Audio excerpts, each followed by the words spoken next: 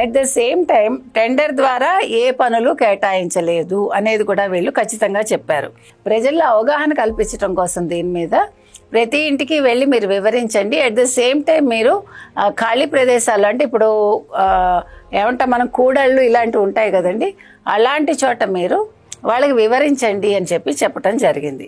అంటే ఇక్కడ ఈ ఎల్విన్ అనే కంపెనీ గురించి వీళ్ళు ఆంధ్రజ్యోతిలో మరి ఎందుకు ఈ రకంగా రాశారు అనేది మనకి అర్థం కావట్లేదు. వాళ్ళకి 8,000 కోట్లు కేటాయించలేదు, వాళ్ళు అసలు టెండర్ బిడ్లో పాల్గొలేదు, వాళ్ళు ఏ రకంగానూ ఇన్వాల్వ్మెంట్ లేకుండా ఉంటే వాళ్ళ పేరుని ప్రస్తావించి వీళ్ళు మస్కా అని ఎందుకు రాశారు అనేది, సూర్యఘర్కి మస్కా అని రాశారనేది అర్థం కావట్లేదు ప్రజలకి. సో ఇట్లా ప్రతి ఒక్క పాయింట్ వివరణగా ఉంటే కూడా వీళ్ళు ఎందుకు దీని మీద ఇలా ఒక నెగిటివ్ ప్రచారం లాగా చేశారు అనేది ఆశ్చర్యంగా ఉంది మనకైతే. వీక్షకులకు స్వాగతం, నమస్కారం. ఆంధ్రజ్యోతి పేపర్లో మస్కా 8,000 కోట్లు మాయాజాలం అంటూ ఒక వార్త వచ్చింది. ఆ వార్త ఆధారాలు లేని అర్ధరహిత వార్త అని చెప్పి మా అభిప్రాయం. కేంద్ర రాష్ట్ర ప్రభుత్వాలు కలిసి సూర్యఘర్ పథకాన్ని తీసుకొచ్చి పేదవాడి ఇంటి కప్పు మీద సోలార్ పవర్ ని జనరేట్ చేస్తే ఆ కుటుంబం ఆర్థికంగా బలపడుతుందని, కరెంటు బిల్లు కట్టే అవసరం లేకుండా ఉంటుందన్న ఉద్దేశంతో రాష్ట్ర ప్రభుత్వం కేంద్ర ప్రభుత్వాన్ని ఒప్పించి ఆ ప్రాజెక్టును తీసుకొచ్చి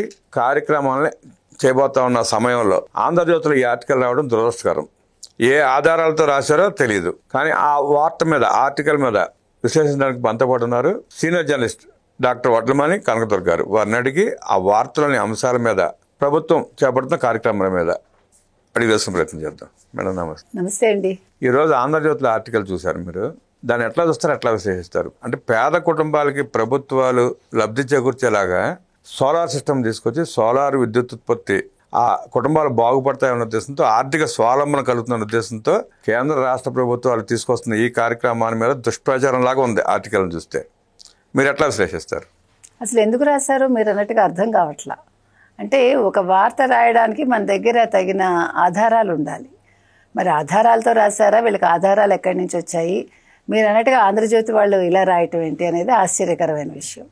ఇకపోతే దీని మీద ఈ ఎన్ఆర్ఈ డిసిఏపికి సంబంధించిన వీసీ అండ్ మేనేజింగ్ డైరెక్టర్ ఒక వివరణ ఇచ్చారు. అంటే యాక్చువల్గా మీరు అన్నట్టుగా అసలు ఈ పథకం తీసుకురావటానికి కారణం సూర్యఘర్ అని పేరు పెట్టడంలోనే, అంటే సూర్యుడి నుంచి డైరెక్ట్గా ఇంటి మీదకి మనకి ఆ కిరణాలు పడతాయి, వాటిని ఒడిసి పట్టుకుని మనం సౌర విద్యుత్తుని ఉత్పత్తి చేసుకుంటాం. సో దీనికోసం ప్రతి పైకప్పుని వాడుకోవచ్చు, అంటే ఇళ్ళు ఉండేవాళ్ళు ఎవరైనా సరే. దానివల్ల మీరు అన్నట్టుగా విద్యుత్ బిల్లులు తగ్గుతాయి. అది నిజంగా మధ్యతరగతి వాళ్ళకి, దిగువ మధ్యతరగతి వాళ్ళకి చాలా లాభదాయకమైన అంశం. అయితే దీని మీద వీళ్ళు కొన్ని పాయింట్స్ ఇచ్చారు. ఈయన మేనేజింగ్ డైరెక్టర్ ఏమన్నారంటే, ప్రధానమంత్రి సూర్యఘర్ మఫ్త్ బిజ్లీ యోజన, బిజ్లీ అంటే కరెంట్ అందరికీ తెలుసు, ఇది కొత్తగా ఎంఎన్ఆర్ఈ భారత ప్రభుత్వం ప్రారంభించిన పథకం. దీని లక్ష్యం గృహ యజమానులు తమ స్వంత విద్యుత్ ఉత్పత్తి చేసుకునేలాగా ప్రోత్సహించడం. 2026-27 నాటికి దేశవ్యాప్తంగా 1 కోటి సౌర పైకప్పు ప్లాంట్లని ఏర్పాటు చేయించడం వీళ్ళ లక్ష్యం. సో ఇందుకోసం ఆంధ్రప్రదేశ్ ప్రభుత్వం ప్రతి అసెంబ్లీ నియోజకవర్గంలో సుమారుగా 10,000 సౌర ప్లాంట్లని ఏర్పాటు చేయాలని ఒక లక్ష్యంగా పెట్టుకుంది. అంటే చంద్రబాబు నాయుడు గారు ఎప్పుడూ కూడా ప్రజల ఫ్రెండ్లీగా ఉంటారు.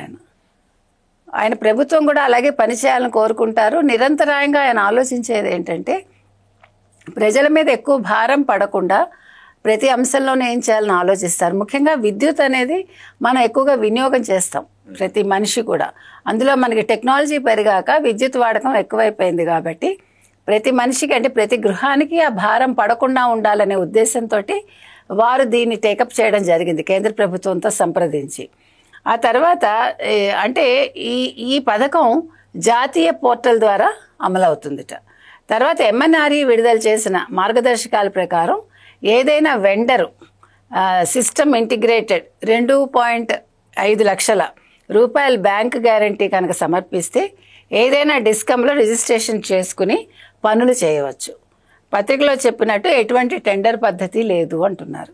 అంటే పత్రికలో ఏం రాశారు, ఆంధ్రజ్యోతి పత్రికలో దీని టెండర్ విధానంలోనే వాళ్ళు పిలుస్తారు అని ఒక తప్పుడు వార్త ఇవ్వడం జరిగింది. అది కాదు అని చెప్పి వివరణ ఇక్కడ ఇవ్వడం జరిగింది.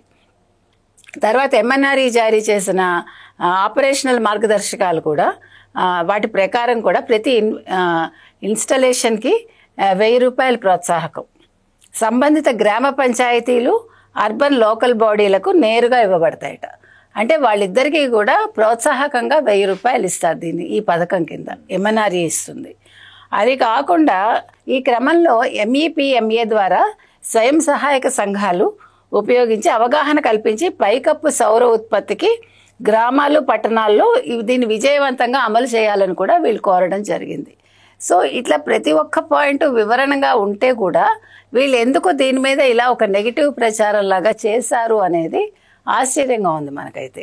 తర్వాత ఎల్విన్ ఇండస్ట్రీస్ విజయవాడ NREDCAPకి ప్రతిపాదన సమర్పించిందిట. దీని ప్రకారం SHGల ద్వారా అవగాహన కార్యక్రమాలు నిర్వహించాలనే కాకుండా MEPMAకి ఫార్వర్డ్ చేశారట. ఏ వెండర్కి కూడా ప్రత్యేక ప్రాధాన్యత ఇవ్వలేదు. అంటే ఇక్కడ వీళ్ళు చెప్పినట్టుగా ఫలానా వాళ్ళకే ఇస్తారు, ఫలానా వాళ్ళకి ఇవ్వరు అనేది ఎక్కడా కూడా మెన్షన్ చేయటం జరగలేదు. ఎవరు కావాలంటే వాళ్ళు వినియోగదారులు ఈ అవగాహన కార్యక్రమాలు చేపట్టచ్చుట. అంటే ప్రత్యేకంగా ఫలానా వ్యక్తి అని కాదు, ఫలానా సంస్థ అని కాదు, ఎవరికి ఇంట్రెస్ట్ ఉంటే వాళ్ళు ముందుకు వచ్చి ఈ అవగాహన కార్యక్రమాలు మేము చేస్తామని చెప్పచ్చు. తర్వాత NREDCAP MEPMAని అవగాహన కార్యక్రమాలు సమర్థవంతంగా నిర్వహించడానికి చర్యలు తీసుకోవాలని కూడా వీళ్ళు కోరడం జరిగింది. అంటే ఎటువంటి అవకతవకలు జరగద్దు.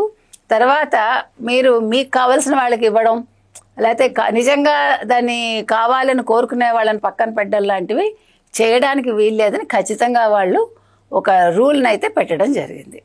ఇకపోతే MNREGOL కూడా RTS ఇన్స్టలేషన్ కోసం గ్రామ స్థాయి పట్టణ స్థాయి అవగాహన కార్యక్రమాలకి ఆదేశించిందిట.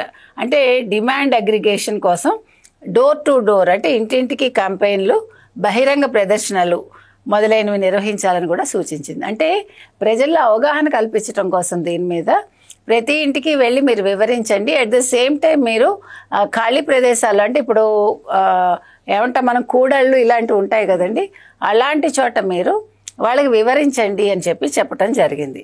ఆ తర్వాత ఇప్పుడు ఈ పత్రికలో ఏం రాశారంటే ఎల్విన్ కంపెనీకి 8,000 కోట్లు కేటాయించారు అనేది అబద్ధం అని చెప్పి మేనేజింగ్ డైరెక్టర్ చెప్పడం జరిగింది. At the same time tender ద్వారా ఏ పనులు కేటాయించలేదు అనేది కూడా వీళ్ళు ఖచ్చితంగా చెప్పారు. ఈ పథకం మార్కెట్ ఆధారంగానే అమలు అవుతుంది, అంతే తప్ప టెండర్లు పిలవడం కానీ లేకపోతే ఒక కంపెనీకి ఆల్రెడీ ఇన్ని వేల కోట్లు ఇచ్చేయటం కానీ జరగలేదు అనేది వీళ్ళు ఇక్కడ క్లియర్ కట్గా వీళ్ళు వివరణ ఇవ్వడం అయితే జరిగింది. అదేవిధంగా NREDCAP డిస్కమ్స్ తరఫున SC/ST కుటుంబాల కోసం యుటిలిటీ లెడ్ అగ్రిగేషన్ స్కీమ్ కింద టెండర్లు పిలిపించింది ఇదే కంపెనీ. తర్వాత టెక్నికల్ బిడ్స్ ఓపెన్ చేసిన తర్వాత మెస్సర్స్ ఎల్విన్ ఇండస్ట్రీస్ ఆ టెండర్లో పాల్గొలేదు అని ఖచ్చితంగా చెప్తున్నారు. అంటే ఇక్కడ ఈ ఎల్విన్ అనే కంపెనీ గురించి వీళ్ళు ఆంధ్రజ్యోతిలో మరి ఎందుకు ఈ రకంగా రాశారు అనేది మనకి అర్థం కావట్లేదు. వాళ్ళకి 8,000 కోట్లు కేటాయించలేదు, వాళ్ళు అసలు టెండర్ బిడ్లో పాల్గొలేదు, వాళ్ళు ఏ రకంగానూ ఇన్వాల్వ్మెంట్ లేకుండా ఉంటే వాళ్ళ పేరుని ప్రస్తావించి వీళ్ళు మస్కా అని ఎందుకు రాశారు అనేది, సూర్యఘర్కి మస్కా అని రాశారనేది అర్థం కావట్లేదు ప్రజలకి.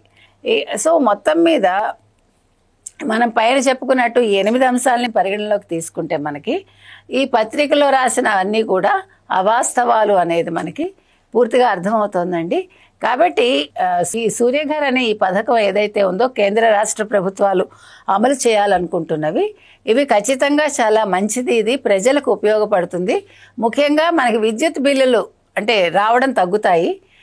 సో మనం ఆదాయాన్ని కూడా మనం పెంచుకునే ఒక సౌలభ్యం దీని ద్వారా దొరుకుతుంది అనేది మనకి అర్థమవుతుంది. సౌర పైకప్పు పథకం అనేది విజయవంతం చేయాలనేది కేంద్ర రాష్ట్ర ప్రభుత్వాలు ఆలోచిస్తున్న అంశం అండి.